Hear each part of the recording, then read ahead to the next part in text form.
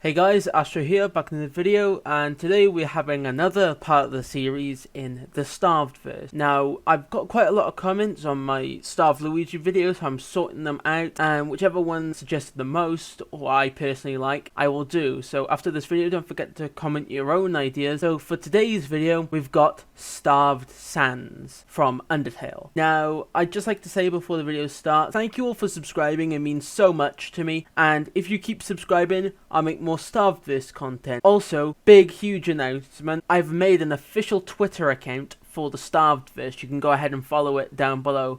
I'll post secrets about Starved verse, facts about them, like their real name, because I've given them different names, and as well as I'll post all the teasers for the different Starveds there. So yeah, go follow that, and anyway, on with the video. It was quite a normal day in Snowdin.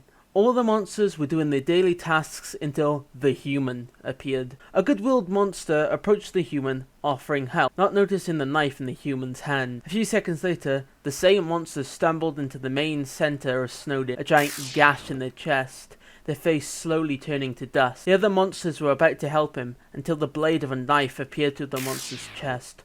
The monster soon completely dusted and the screaming began. Monsters running left and right and boarding themselves in their houses, only leaving a singular monster left, that monster being Sans the skeleton. The human approached Sans, but Sans immediately threw a sharp bone towards the human, intent on impaling them, when all of a sudden the human disappeared. A few seconds later, Sans heard the telltale sound of a soul appearing from behind. Before he could turn around, a hand holding a knife was thrust through his chest, wounding Sans. Sans, knowing that these were his final breaths, conjured a bone and impaled the human, killing them.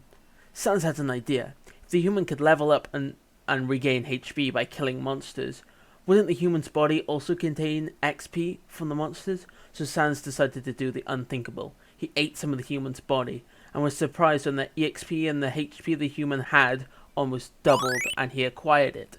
Then Sans came to a realization. Eating beings with EXP doubled their total amount. A few days later, Papyrus arrived back at Snowdin and headed towards his and Sans' house. Weirdly enough, there was no monsters about. Soon, Papyrus arrived at his house, and what he saw horrified him. There were monsters in cages, and some were hung up on the walls, mutilated, and a grey, shiny substance being extracted out of them via a tube.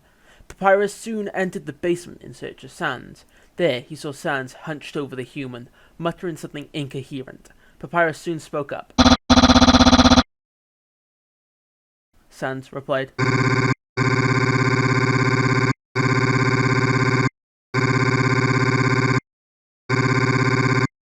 Papyrus stared at Sans in disbelief.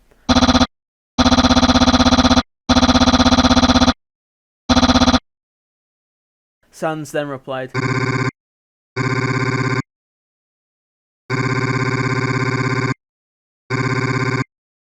Sans' red eyes flickered to life, and he sported a menacing grin, showing his blood-covered mouth. The